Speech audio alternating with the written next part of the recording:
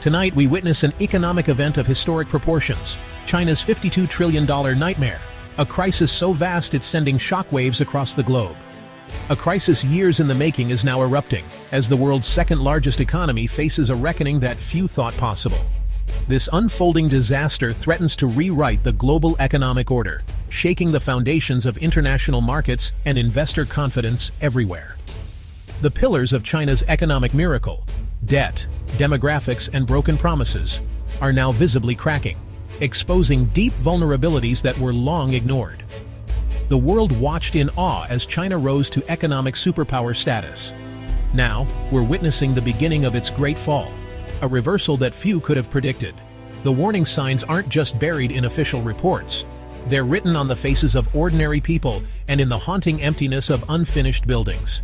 This isn't just about numbers or statistics. It's a human tragedy, affecting millions who invested their hopes, savings, and futures in a system that's now failing them.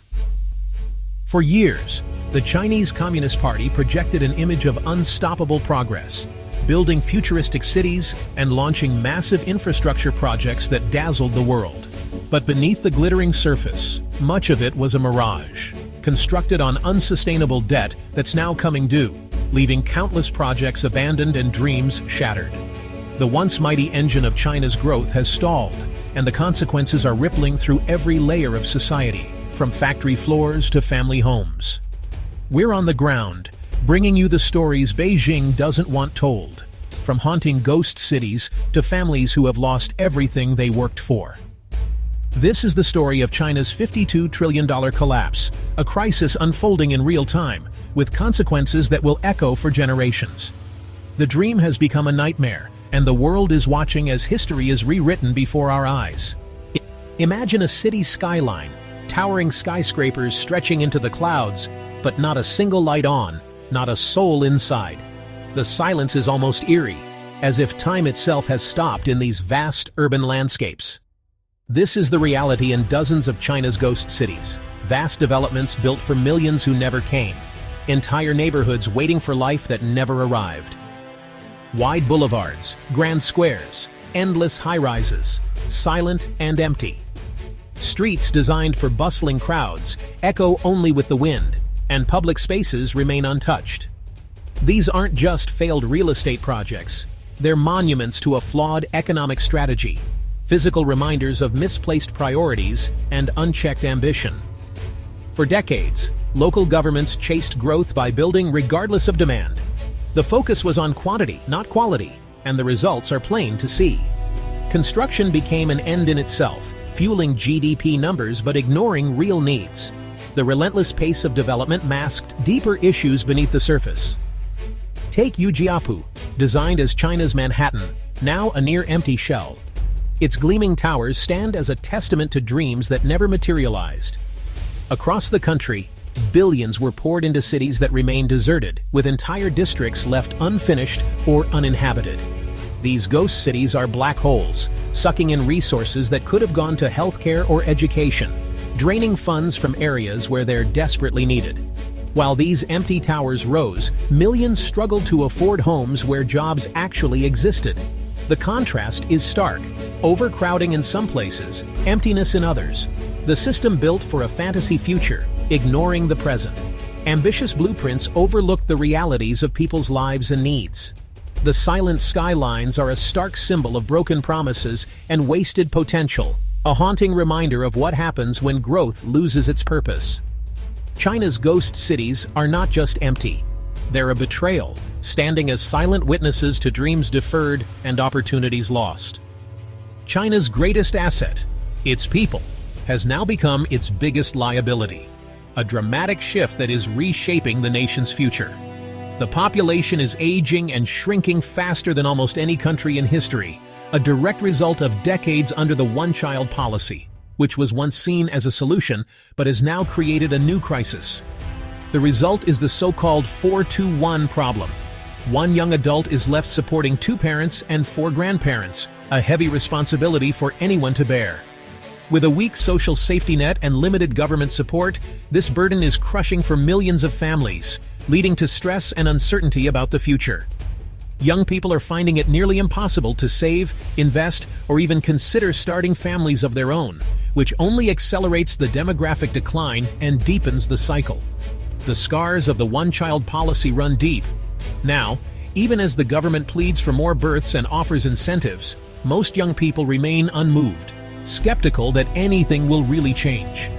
The cost of raising a child in urban China is simply too high for most families, with education, housing, and healthcare expenses soaring beyond reach. China is on track to grow old before it grows rich.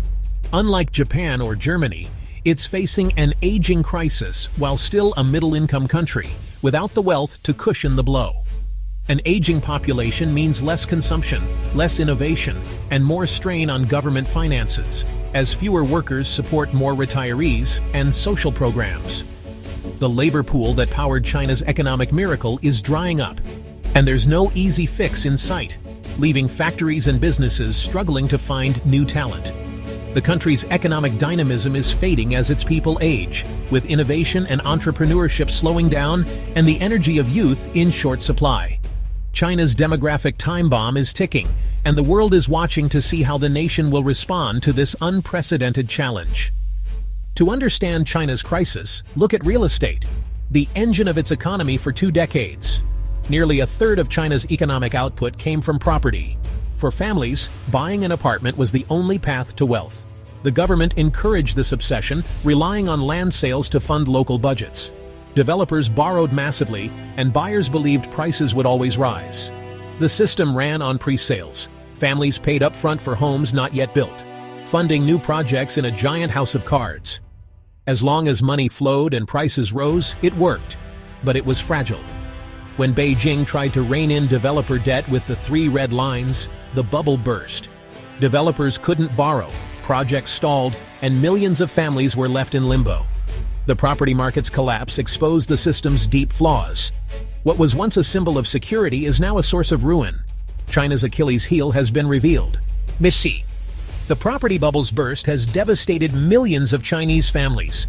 Imagine paying a mortgage for years, only to find your apartment is just a concrete shell. Across China, people are trapped, paying for homes that don't exist. This sparked a wave of mortgage boycotts, a direct challenge to banks and the state. If these boycotts spread, they could trigger a financial crisis in China's already fragile banks. Giants like Evergrande have defaulted, leaving millions of pre-sold apartments unfinished.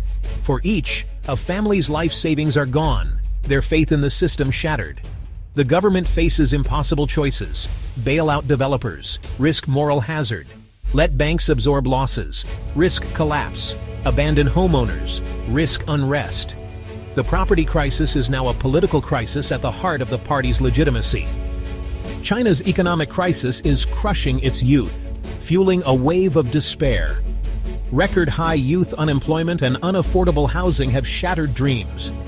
In response, a counterculture has emerged, lying flat, doing the bare minimum, rejecting the rat race.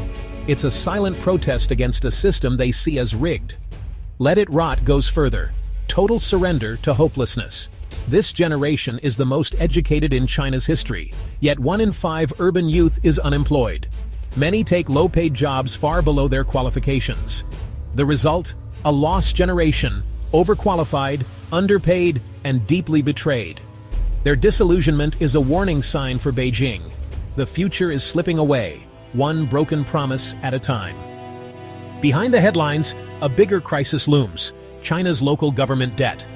Cities and provinces borrowed massively through off-the-books entities called LGFVs, amassing $9 trillion in hidden debt. This money built ghost cities and useless infrastructure, not productive investments. Now, with land sales collapsing, local governments are running out of cash. Many are technically bankrupt, surviving on emergency loans. Desperate, they're slashing services, cutting salaries, and imposing arbitrary fines. Hospitals run short on supplies. Public transport grinds to a halt. As services collapse, public trust evaporates, fueling a vicious cycle. The party's legitimacy is at risk when local governments can't provide basic stability. The hidden debt mountain threatens to push cities and the nation to the brink. As China's internal crises mount, the US has launched an economic siege. The target advanced semiconductor chips, the brains of modern technology. Washington's tech blockade aims to halt China's rise as a high-tech superpower. Industries from AI to electric vehicles depend on these chips, and China can't get them. Tech giants like Huawei have been crippled. Domestic chip-making lags far behind. The blockade hits as China faces property, debt, and demographic crises. Without access to advanced tech, China's path to future growth is strangled. The dream of leapfrogging the West is in jeopardy. The economic siege tightens, adding to China's despair. The world's two largest economies are now locked in a high-stakes standoff. China's crises aren't isolated. They're feeding on each other in a dangerous spiral. The aging population means fewer buyers for empty apartments, worsening the property crisis. The property collapse destroys family savings, hurting the broader economy. Economic slowdown fuels youth unemployment and despair, which accelerates demographic decline. Local governments, starved of revenue, cut services, eroding public trust and stability. The U.S. tech blockade blocks China's escape route: innovation. The old playbook, build more, borrow more, no longer works. More construction means more empty cities. More debt means deeper insolvency. Beijing faces interlocking crises with no easy solutions. The damage is deep and systemic. The clock is ticking, and recovery is nowhere in sight. China's $52 trillion nightmare is only beginning.